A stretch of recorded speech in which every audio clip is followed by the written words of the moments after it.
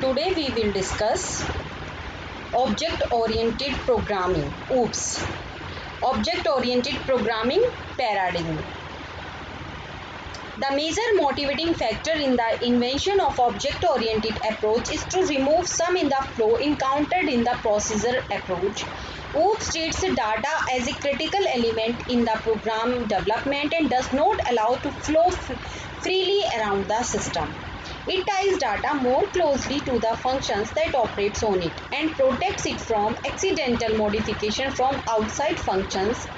OOPS allows decomposition of a problem into a number of entities called objects and then builds data and functions around these objects.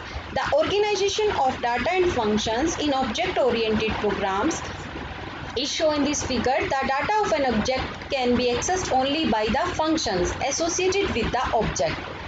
However, functions of one object can access. Firstly, emphasis is on data rather than procedure.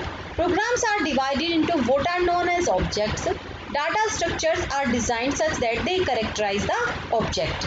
ये देखिए, basically मैं आपको बताऊं तो programming में मैं क्या कहना चाहती हूँ, प्रोग्रामिंग में दो प्रकार के प्रोग्राम पैराडिग्म का यूज किया जाता है. एक तो होता है स्टूडेंट प्रोसीजर ओरिएंटेड और दूसरा होता है ऑब्जेक्ट ओरिएंटेड प्रोग्रामिंग. अगर हम आज की बात करें तो सभी प्रोग्रामिंग लैंग्वेज जो हैं हमारी ऑब्जेक्ट ओरिएंटेड प्रोग्रामिंग को यूज करती हैं.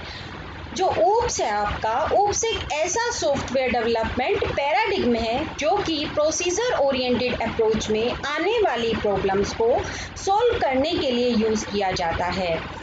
ऑब्जेक्ट ओरिएंटेड प्रोग्रामिंग डाटा को प्रोग्राम डेवलपमेंट के टाइम पे सिस्टम में फ्लो नहीं होने देता है. ये अगर किसी भी दूसरे फंक्शन के द्वारा अचानक से कोई चेंजेस हो रहा है तो उसको चेंज होने से भी रोकता है. इसमें हम प्रॉब्लम को ऑब्जेक्ट के द्वारा सॉल्व करते हैं. इसमें डाटा और फंक्शंस जो हैं आपके सभी ऑब्जेक्ट के साथ काम करते हैं. ऑब्जेक्ट के डाटा को केवल ऑब्जेक्ट का फंक्शन ही एक्सेस कर सकता है. इसीलिए हम कहते हैं कि ऑब्जेक्ट ओरिएंटेड प्रोग्रामिंग एक ऐसी प्रोग्रामिंग अप्रोच है जिसमें डाटा और फंक्शन को एक साथ बाइंड कर दिया जाता है, जिसे हम क्लास कहते हैं. उसे ऑब्जेक्ट के द्वारा ही यूज किया जाता है, जहां पर आपका जो हर ऑब्जेक्ट होगा उसके डाटा और फंक्शन जो हैं अलग अलग तरीके से स्टोर किए जाएंगे और प्रोसेस होते हैं. ऑब्जेक्ट के लिए मेमोरी में एक स्पेस एलोकेट कर दिया जाता है जिसमें कि उसका डाटा और फंक्शन स्टोर होते हैं. Is that clear? देखिए अब ये आपस में कम्युनिकेशन करते हैं, जैसा कि इस डायग्राम में भी दिखाया गया है. ऑब्जेक्ट ए है, ऑब्जेक्ट बी है, द फंक्शंस है आपस में कम्युनिकेट कर रहे हैं. That is the object C. That is the organisation of data and functions in OOPS. अब बात आती है, चलो जी ये तो हमारा क्लियर हो गया कि आखिर में ऑब्जेक्ट ओरिएंटेड प्रोग्रामिंग क्या है और कौन कौन से पैराडिग्म का हम इसके अंदर यूज करते हैं. अब हम पढ़ते हैं कि बेसिक कंसेप्ट या फिर फीचर्स ऑफ OOPS भी हम कहते हैं, जो कि ऐसे नाम से ही आपसे पूछा जाता है. It is necessary to understand some of the concept use extensively in object oriented programming. These include, first is the object, second is the class, third one is the data abstraction and encapsulation, inheritance, polymorphism, dynamic binding and message passing. चलिए students अब एक एक को हम समझते हैं. First one is the object. Object क्या होता है? देखिए, object are the basic run time entities in an object oriented system. They may represent a person, a place, a bank account, a table of data, or any item that the program has to handle. They may also represent user-defined data such as vectors, time, and list. Programming problem is analyzed in terms of object and the nature of communication between them. Program objects should be chosen such that they match closely with the real world objects. Objects take up space in the memory and have an associated address like a record in Pascal or a structure in C. Is that clear? Basically देखो क्या चीजें होती हैं वो मैं आपको बता रही हूं. Just minute. Yes, okay. When a program is executed, that is the important concept, objects. Okay.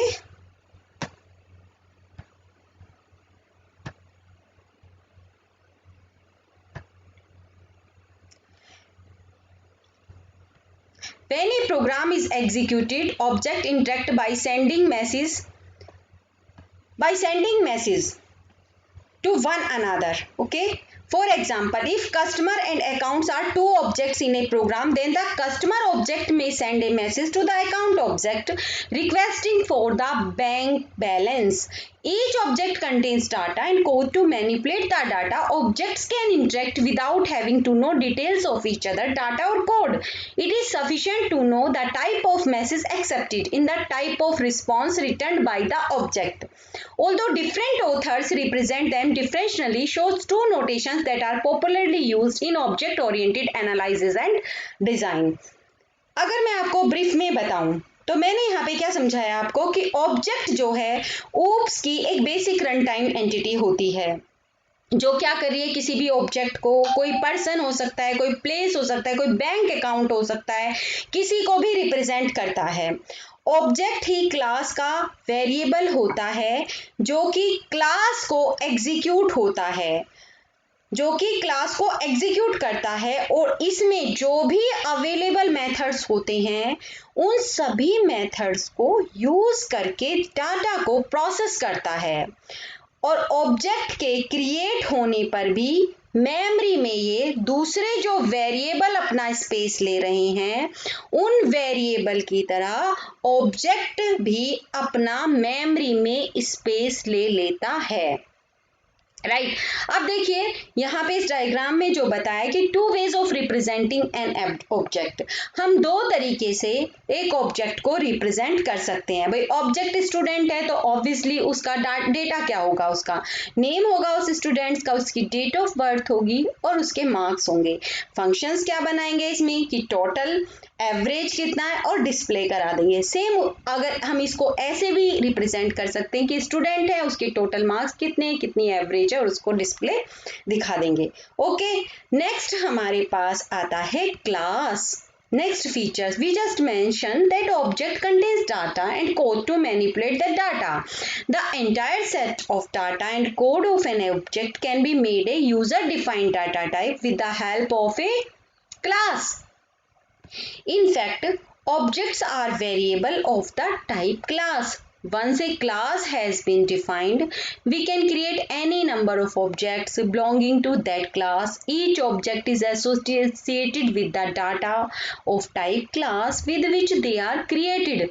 A class is thus a collection of objects of similar type. For example, देखिए अगर class हमने बना दी fruit नाम की तो apple, mango, orange are members of the class fruit. Classes are user defined data types and behave like the built-in types of a programming language. The syntax used in create an object is no different than the syntax used to create an integer object in C. If fruit has been defined as a class, then the statement is the fruit and mango. तो हमने class क्या बना दी हमारी यहाँ पे fruit और object क्या हो गया mango. Yes is that clear. अब देखिए अगर मैं इसको इन ब्रीफली आपको बताती हूँ तो क्या कहना चाहती हूँ कि क्लास एक यूजर डिफाइंड डाटा टाइप है जो क्या कर रहा है डेटा और कोड को कंटेन करता है। जो कोड किसके द्वारा यूज किया जाता है ऑब्जेक्ट के द्वारा यूज किया जाता है। तो हम कह सकते हैं कि क्लास एक ऐसा स्ट्रक्चर है जो कि ऑब्जेक्ट की वर्किंग को डिफाइन करता है। क्लास को क्रिएट करने के बाद ही हम उसमें काफी सारे ऑब्जेक्ट बना सकते हैं, इसलिए हम कहते हैं कि क्लास क्या है, क्लास एक ऑब्जेक्ट का कलेक्शन है। सपोज करो मैंने एक क्लास बना दी कलर, तो उस कलर क्लास के ऑब्जेक्ट क्या हो जाएंगे red, green, blue. I think clear हो गया कंसेप्ट। ओके नेक्स्ट हमारे पास आता है डाटा एब्स्ट्रैक्शन एंड एनकैप्सुलेशन। अब देखिए डाटा एब्स्ट्रैक्शन एंड इनकैप्सुलेशन क्या है हमारे पास।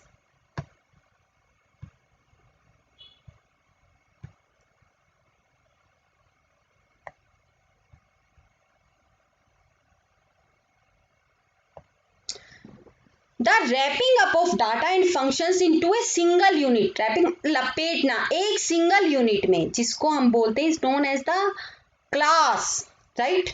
जैसे कि आप क्लास हो गई ना आपकी, तो उसको हम क्या बोलेंगे कि रैपिंग अप ऑफ डाटा और फंक्शंस को एक सिंगल यूनिट में हमने डाल दिया, तो वो क्या है, हमारी क्लास है। उसी को हम क्या कहते हैं, इनकैप्सुलेशन कहते हैं। Data encapsulation is the most striking features of a class. The data is not accessible to the outside world. कोई भी आउटसाइड वर्ल्ड जो उसके अंदर नहीं है, वो क्लास उस डाटा को एक्सेस नहीं कर सकती है। And only those functions which are wrapped, जो उसके अंदर रैप्ड किए गए हैं, केवल वही उसको एक्सेस कर सकते हैं। These functions provide the interface between the object data and the program. This insulation of the data from direct access by a program is called the data hiding और information hiding। इसको हम data hiding और information hiding भी कहते हैं, right.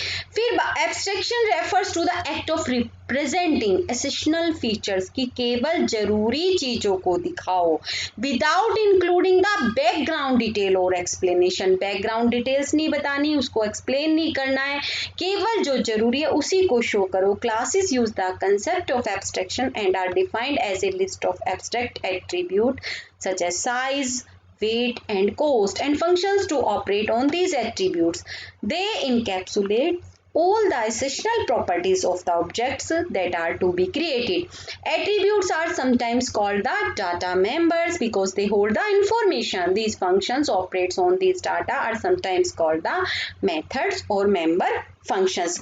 In briefly, अगर मैं आपको बताती हूँ तो क्या होता है data abstraction and encapsulation।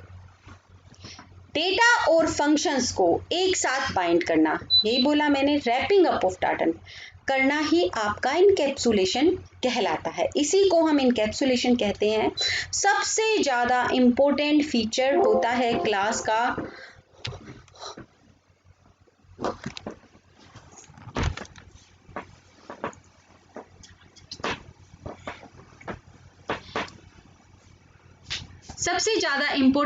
होता है क्लास का। इसमें डेटा को क्लास के बाहर एक्सेस नहीं किया जा सकता, केवल क्लास के फंक्शन ही इसे एक्सेस कर सकते हैं। डाटा एब्स्ट्रैक्शन बिना बैकग्राउंड डिटेल के ही, डाटा एब्स्ट्रैक्शन बिना बैकग्राउंड प्रोसेस की डिटेल्स के डाटा को इनपुट और आउटपुट करने से है, जिससे कि यह क्लास के फंक्शंस के द्वारा परफॉर्म किया जाता है। Is that clear? Complete data abstraction and encapsulation. Next आता है हमारे पास inheritance. Inheritance is also the important features of OOPS।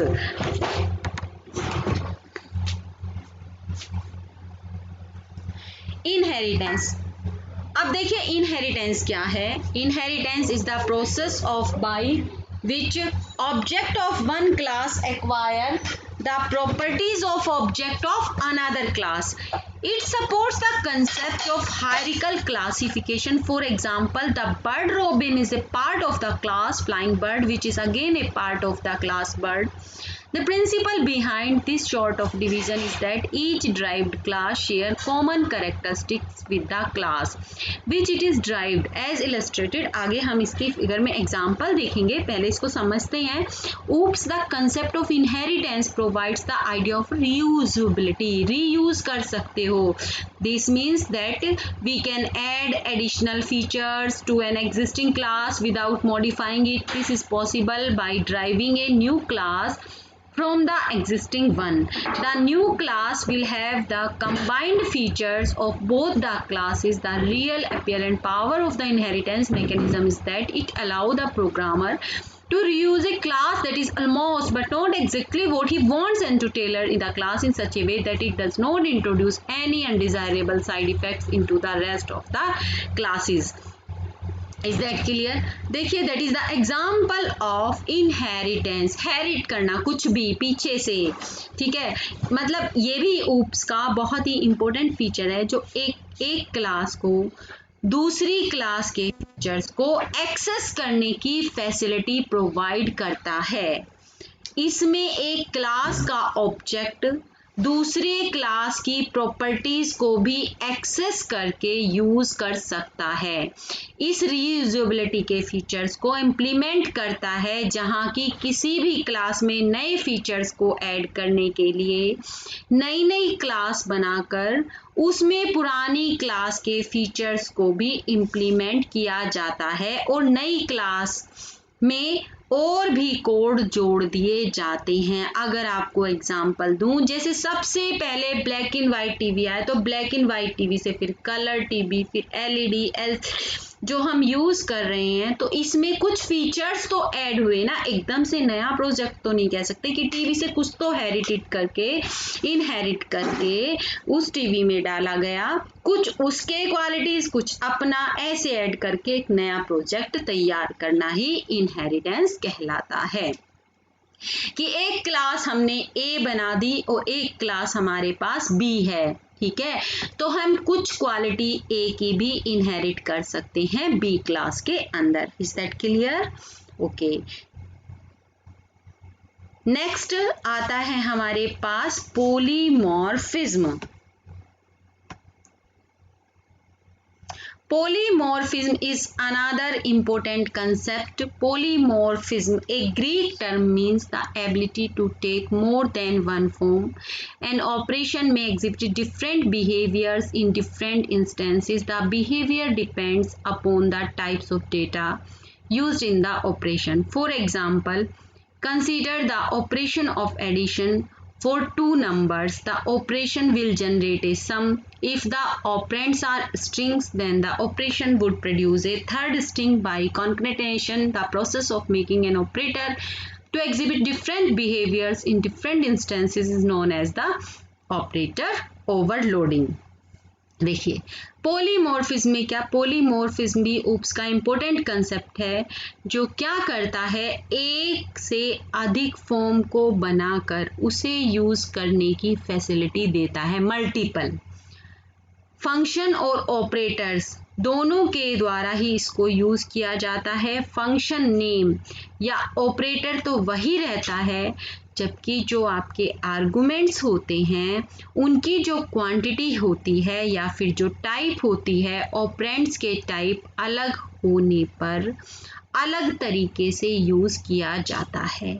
इस टास्क को परफॉर्म करने के लिए, जैसे कि प्लस ऑपरेटर न्यूमेरिकल एडिशन और स्ट्रिंग्स को जोड़ने के लिए यूज होता है, राइट। तो एक ऑपरेटर को मल्टीपल टास्क के लिए यूज करने को ही हम पॉलीमॉर्फिज्म कहते हैं। इसका एग्जांपल देखिए, जैसे कोई भी शेप बना रहे हैं हम, अब शेप क्या भाई, ड्राइंग होगी, ठीक है। अब ड्राइंग होगी तो वो सर्कल भी हो सकता है, वो बॉक्स भी हो सकता है, वो ट्रायंगल भी हो सकता है, दैट इज कॉल्ड द। लेकिन जोड़ा किससे गया, शेप से, कि है तो शेप ही, सारी अलग अलग तरीके की शेप है। ओके, नेक्स्ट आता है हमारे पास डायनेमिक बाइंडिंग। अब जी डायनेमिक बाइंडिंग क्या है? Binding refers to the linking of a procedure call to the code to be executed in response to call. Dynamic binding, also known as late binding,